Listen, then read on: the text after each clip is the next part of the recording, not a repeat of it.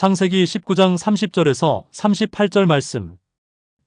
롯이 소알에 거주하기를 두려워하여 두 딸과 함께 소알에서 나와 산에 올라가 거주하되 그 두 딸과 함께 굴에 거주하였더니 큰 딸이 작은 딸에게 이르되 우리 아버지는 늙으셨고 온 세상의 도리를 따라 우리의 배필될 사람이 이 땅에는 없으니 우리가 우리 아버지에게 술을 마시게 하고 동침하여 우리 아버지로 말미암아 후손을 이어가자 하고 그 밤에 그들이 아버지에게 술을 마시게 하고 큰 딸이 들어가서 그 아버지와 동침하니라. 그러나 그 아버지는 그 딸이 눕고 일어나는 것을 깨닫지 못하였더라. 이튿날 큰 딸이 작은 딸에게 이르되 어젯밤에는 내가 우리 아버지와 동침하였으니 오늘 밤에도 우리가 아버지에게 술을 마시게 하고 내가 들어가 동침하고 우리가 아버지로 말미암아 후손을 이어가자 하고 그 밤에도 그들이 아버지에게 술을 마시게 하고 작은 딸이 일어나 아버지와 동침하니라. 그러나 아버지는 그 딸이 눕고 일어나는 것을 깨닫지 못하였더라. 롯의 두 딸이 아버지로 말미암아 임신하고 큰 딸은 아들을 낳아 이름을 모압이라 하였으니 오늘날 모압의 조상이요 작은 딸도 아들을 낳아 이름을 베남미라 하였으니 오늘날 암몬 자손의 조상이었더라. 아멘. 풍요를 누린다라고 하는 것은 사실 하나님의 복이죠. 풍요로운 삶이 하나님의 복인 것이 분명해요. 땅을 정복하고 또 땅을 다스리라, 이런 명령이 창세기에 나오는데 땅에서 풍요를 누리고 또 그 풍요를 다스리는 삶은 하나님께서 우리에게 주신 너무나도 큰 복이다 하는 겁니다. 그래서 잘 먹고 또 건강하고 또 안전하고 평화롭고 또 부요한 삶은 분명히 하나님께서 원하신 바다. 이것을 반대할 사람은 단 한 사람도 없을 것입니다. 또 우리는 이 땅에 살면서 이런 풍요로운 삶을 위해서 애쓰고 힘쓰고 노력하는 것도 사실입니다. 그것을 뭐라고 할 수는 없는 거예요. 문제는 뭐냐면 풍요를 목적으로 살기 위해서 탐욕에 빠진다는 거예요. 탐심. 그 탐욕 때문에, 그 탐심 때문에 하나님을 잊어버리고 또 욕심에 미혹되어 살아가는 것, 이것이 문제다라는 겁니다. 풍요로운 삶을 지향하는 게 문제가 아니고 풍요를 위해서 탐심, 탐하는 마음, 그것이 문제다라고 하는 말씀입니다. 롯은 풍요로움을 쫓아서 소돔 땅으로 갔습니다. 그 결과는 소돔의 그 물질 문명의 문화, 그 문화에 아주 깊은 영향을 받았습니다. 그 결과 사위들은 유황불 가운데 한 줌의 잿더미가 되고 말았고, 그리고 그 아내는 소금 기둥이 되어 버렸습니다. 그런 가운데 롯과 두 딸은 아주 작은 성인 소알성으로 피신하여서 살고 있습니다. 그런데 그 소알에 거주하는 생활도 만만치가 않았습니다.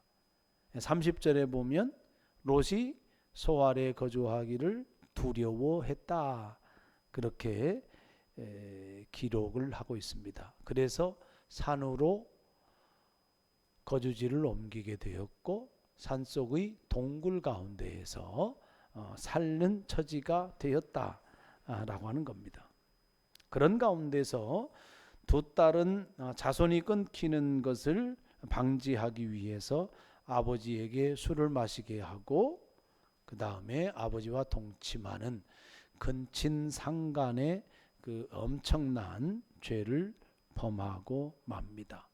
그렇게 해서 낳은 두 아들이 모압과 베나미고, 그 모압과 베나미는 모압 족속과 암몬 족속의 조상이 되어집니다. 이런 과정을 보면서 롯을 한번 좀 생각을 해봅니다. 풍요를 쫓아서 살아왔습니다. 그래서 정말로 풍요를 누렸고, 자기가 알지 못하는 소돔 땅에 가서도 어떤 사회적인 위치를 또 얻으면서 살았어요. 물론 소돔 사람들이 보는 입장에서는 롯은 이방인이잖아요. 외인이잖아요. 그렇기 때문에 사회적인 지위를 표면적으로는 인정했지만 실제적으로는 그를 무시하고 주변인 취급밖에는 안 했어요. 그러니까 소돔에 어떤 영향력을 행사할 수도 없었던 거잖아요. 두 사위에게 하나님의 말씀을 전합니다. 곧 이 성이 멸망할 거야. 도망가야 돼. 사위들이 농담으로 여겼어요. 그러니까 사위들은 그 성에서 빠져나오지 못했습니다. 그러니까 사위에 대한 롯의 영향력도 없었죠. 하나님은 도망갈 때에 뒤를 돌아보지 말아라. 분명하게 그렇게 말씀을 했는데 롯의 아내가 뒤를 돌아봤잖아요. 그러다가 소금 기둥이 되었습니다. 남편 입장에서 아내에게 어떤 영향력이 있었다라고 하면 뒤돌아보는 것을 말릴 수 있었을 텐데 그러지를 못했어요. 아내에게서도 영향을 미치지 못했다 하는 겁니다. 두 딸은 또 어떻습니까? 두 딸에게 어떤 선한 영향력을 미치기보다는 오히려 두 딸에게 이용의 대상물이 되고 말잖아요. 두 딸은 소돔의 세상 문화를 보고 배운 대로 그대로 행하고 있는 모습을 우리는 본문에서 확인할 수가 있습니다. 세상의 문화는 우리의 탐욕을 부추기고 또 실제로 우리는 그 세상의 문화에 익숙하게 살아가고 있어요. 신앙생활이 뭔가? 바로 익숙해져 버린 세상의 문화를 거슬러 사는 것. 이것이 신앙생활입니다. 하나님께서 원하시는 삶의 방식을 따라서 세상의 삶의 방식을 거스르는 것. 그것이 하나님의 백성이고 하나님의 자녀인 거죠. 그래서 오늘 말씀을 통해서 세상을 거스르며 사는 그런 하나님의 신실한 자녀, 그 신실한 하나님의 백성이 되어지기를 주의 이름으로 축복합니다. 자, 첫 번째, 풍요로운 인생에서 비참한 인생이 되어버린 롯의 형편을 한번 살펴보려고 합니다. 이미 롯은 두 사위를 잃어버렸잖아요. 유황불에 다 죽어버렸어요. 그리고 아내는 우리가 잘 아는 대로 소금 기둥이 되어져 버렸습니다. 그동안에 누려왔던 풍요는 다 어디 갔어요? 소돔의 불과 함께 다 사라져 버렸잖아요.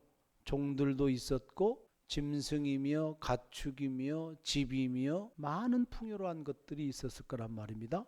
그러한 것들이 다 한 줌의 재로 돼버렸단 말입니다.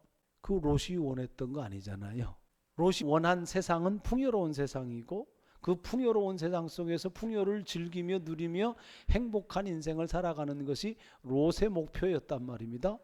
그런데 이러한 모든 것들이 다 하루아침에 사라져 버리고 말았어요. 그리고 도망갈 때 어떻게 이야기합니까? 그 두 천사들한테 저기 작은 성이 있는데 그쪽으로 좀 피신할 수 있도록 좀 해주면 안 되겠습니까? 그랬더니 그 두 천사가 허락을 하잖아요. 그래서 도망간 성이 소알성이에요. 그런데 소알성에 들어가 보니 아는 사람이 있어요? 일단 없잖아요. 근데 외인이지 않습니까? 누가 알아줘요? 누가 대접을 해줘요? 누가 환대를 합니까?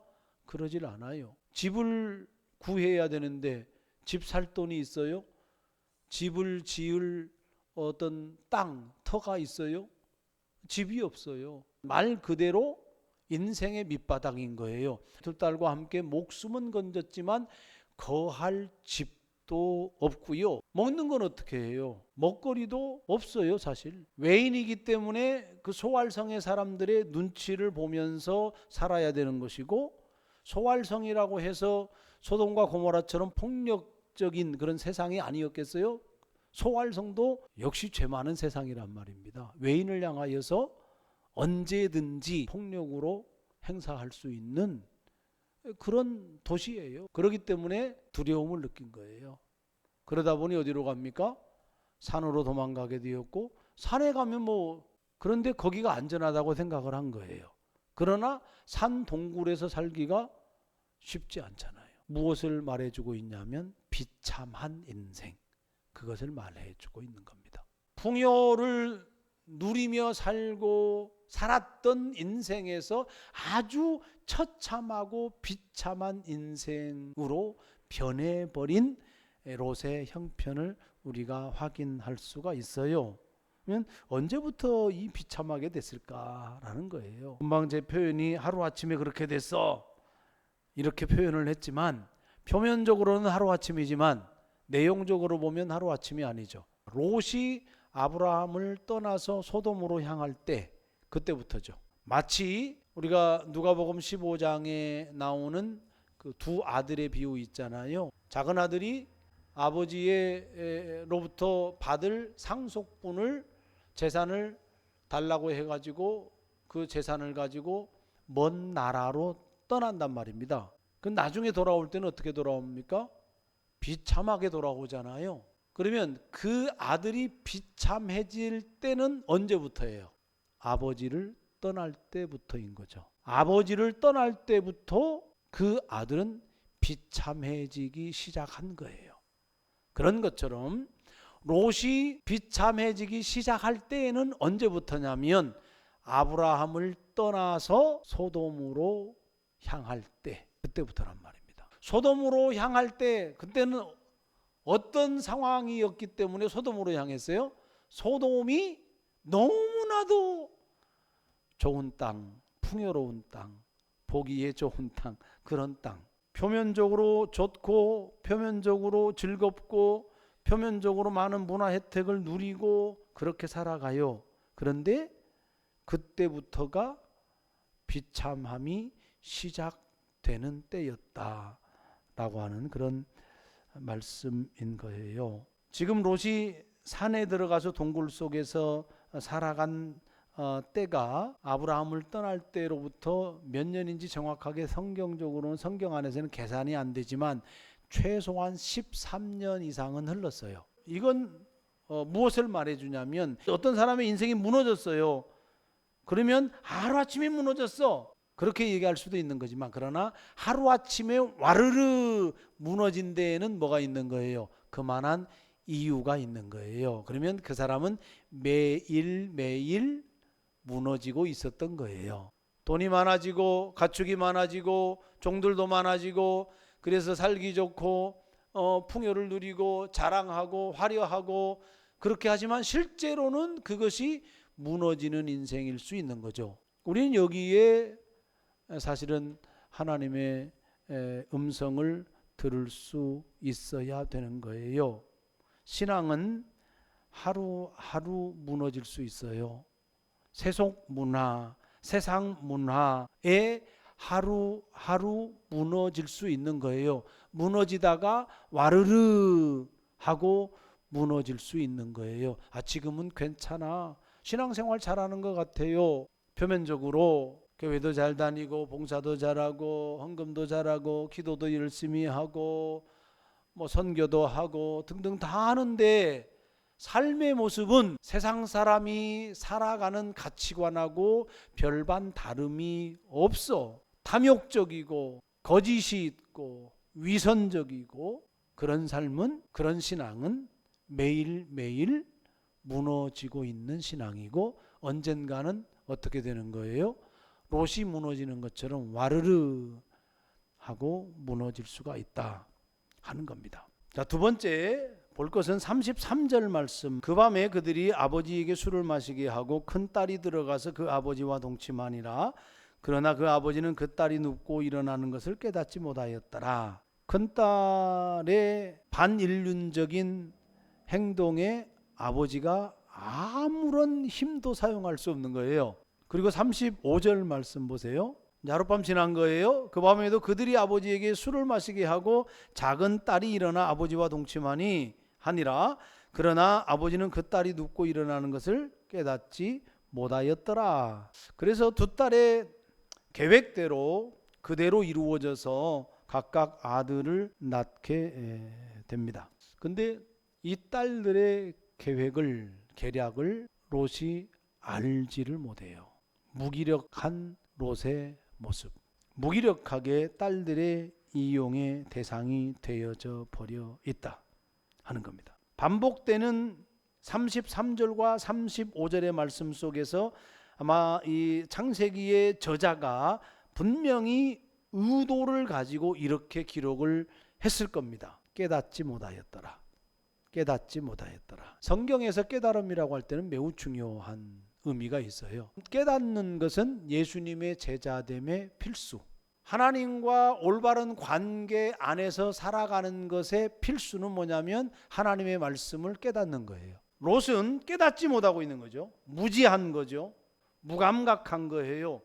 무능력한 거예요. 영적으로 어두운 거예요. 그것을 대변해주고 있는 표현이 깨닫지 못했다라고 하는 표현입니다. 두 딸들에 의해서 그냥 이용당하고 있는 롯의 모습, 롯의 인생을 우리가 보게 되어집니다. 롯은 사실은 성찰을 했어야 되거든요. 두 사이가 유황불에 의해 타서 죽었잖아요. 자기 아내가 소금 기둥이 됐잖아요. 얼마 전까지만 해도. 그럼 뭘 생각해야 되겠어요? 왜 그러지? 이미 천사들을 통하여서 소돔과 고모라를 멸하러 온 이유에 대해서 알고 있잖아요. 의인이 없는 거예요. 아브라함이 성경에는 안 나오지만 아브라함이 롯에게 이런 정보를 주지 않았겠어요? 야, 그 의인이 10명이 없어가지고 그 성은 멸망해야 돼. 하나님의 말씀이야. 이런 소통이 없었겠냐고요. 있다고 봐야죠. 성찰을 했어야 되거든요.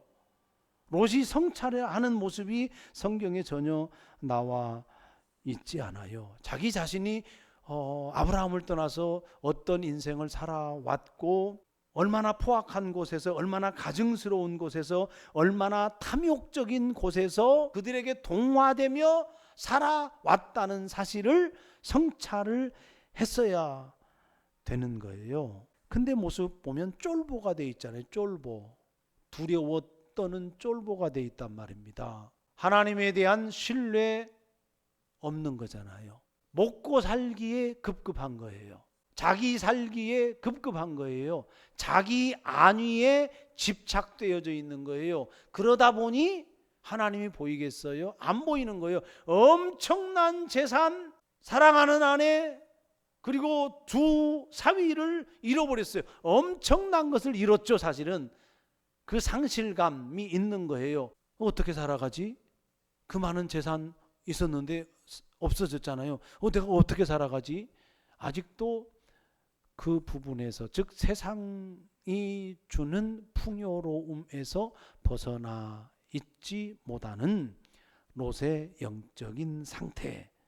그래서 전능하신 하나님을 볼 수 있는 눈이 없고 거룩하신 하나님을 볼 수 있는 눈이 없고 하나님의 말씀을 들을 수 있는 귀가 없었던 겁니다. 그런 사람이 어떻게 세상에 대하여 영향력을 행사하며 살 수 있겠어요?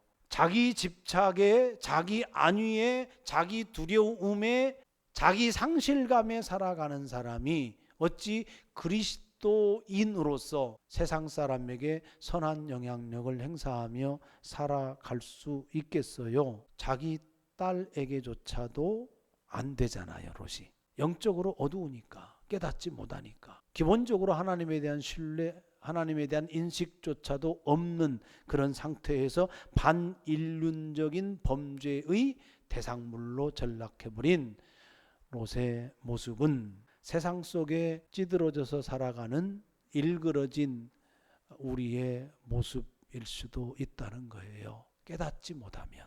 마지막 부분, 고대 사회에서 대를 잇는 것은 매우 중요합니다. 지금도 마찬가지지만 고대 사회에서는 이게 너무나도 제1의 과제거든요.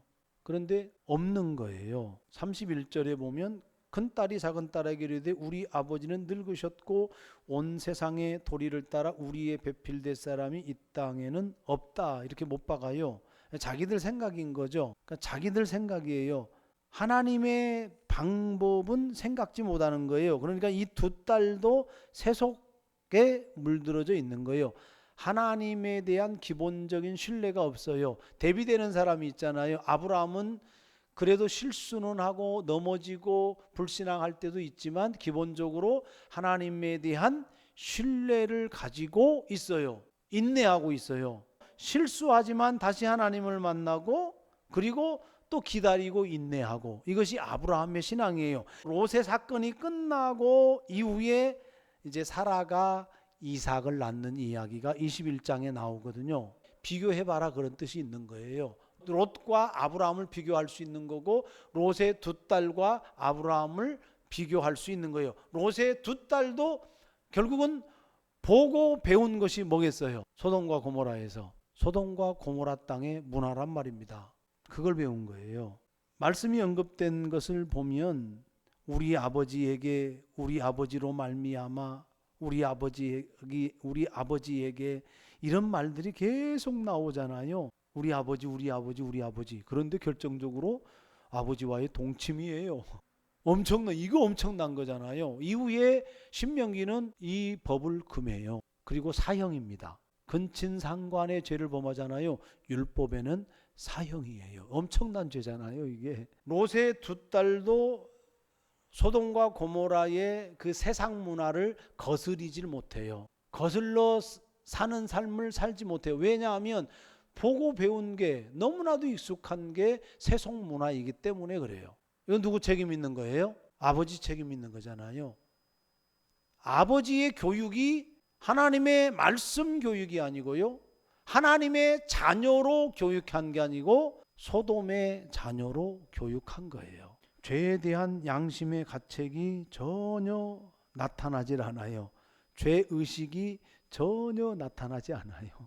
너무나도 자연스럽잖아요. 그죠? 너무 익숙해져 있는 거고 지극히 상식적인 것 이렇게 생각할 수 있는 거고요. 오히려 그들은요, 자랑스럽게 생각할 수도 있어요. 왜냐하면 대가 끊기지 않게 아들을 낳았으니까 자랑스럽게 여겼을 수도 있는 거예요. 타락한 문화 안에서 타락된 삶을 살고 타락의 열매를 맺었음에도 불구하고 그것이 자랑거리가 되는 모습.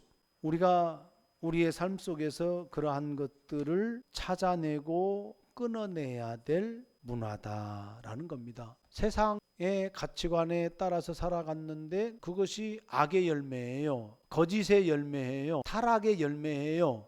그런데 그런 죄의 열매인 것을 모르고 살아. 그런데 신앙생활은 열심히 한다고 그래. 얼마나 이거 불행한 거예요. 지금 롯의 두 딸이 그런 모습이다 라는 겁니다. 세상의 타락한 문화를 거스리는 하나님의 자녀로서의 삶을 살아야 된다 하는 것을 말씀드리고 싶은 겁니다. 여러분, 우리가 살아가는 이 세상은요, 항상 꽃길이 아닌 것을 인정을 해야 돼요. 우리가 걷고 있는 이 세상 길은 언제나 타락한 악의 문화에 노출되어서 늘 그 악한 문화에 접촉하고 살아가고 있다라고 하는 것을 우리는 인정을 해야 돼요. 문제는 뭐냐면, 우리의 과제는 뭐냐면 그 타락의 문화, 죄의 열매들을 구별할 수 있는 영적인 힘이 있어야 된다는 거예요. 롯이 깨달음이 없잖아요. 영적으로 무지하잖아요. 우리가 길러야 될 것은 뭐냐면 영적인 힘이에요. 이것은 타락의 결과야. 이것은 죄의 모습이야. 이것은 하나님의 말씀에 반하는 거야. 이것을 구별할 수 있는 힘을 키워야 되는 거다 라는 겁니다. 아, 이것은 탐욕을 추구하고 있는 문화지. 아, 이것은 이기적인 문화지. 아, 이것은 분명히 폭력의 문화야. 이것을 구분해야 한다 하는 겁니다. 그러기 위하여 우리는 하나님을 알아야 되고 또 하나님의 말씀을 알아야 된다 하는 겁니다. 하나님을 알아야 된다. 그리고 하나님의 말씀을 알아야 된다. 그래야, 그것을 알아야 이 세속 문화를 거스릴 수 있는 거잖아요. 그것을 거스를 수 있는 용기를 가지고 살아간다 라고 하는 그런 말씀인 거예요. 알아야 살지, 깨달아야 그렇게 살지. 따라서 롯과 그 또 딸을 통해서 오늘 우리가 굳게 결심하고 또 결단해야 될 것은 세속의 문화 거스르는 삶을 사자.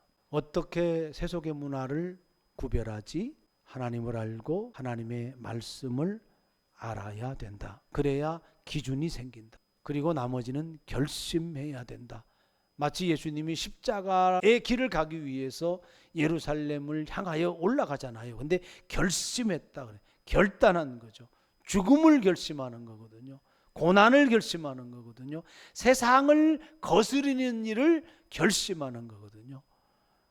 우리도 세상을 거스르는 것을 결심하고 결단하고 그렇게 살아야 된다. 그것이 하나님의 백성으로서의 삶이다 라는 말씀입니다. 이런 믿음의 사람이 되어지기를 주의 이름으로 축복합니다.